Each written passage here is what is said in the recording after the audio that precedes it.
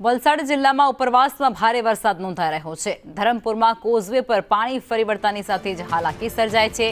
નાની મોટી કોસાબડીનો કોઝવે અત્યારે પાણીમાં સંપૂર્ણપણે ગરકાવ થઈ ચૂક્યો છે। ભારે વરસાદથી પાર નદીમાં ઘોડાપૂર જેવી સ્થિતિ સર્જાય છે, જેમાં ડેરીમાં દૂધ ભરવા માટે ગ્રામજનોને ભારે હાલાકીનો સામનો કરવો પડે છે। લોકો પોતાના જીવના જોખમે આ કોઝવે પસાર કરવા માટે મજબૂર બન્યા છે।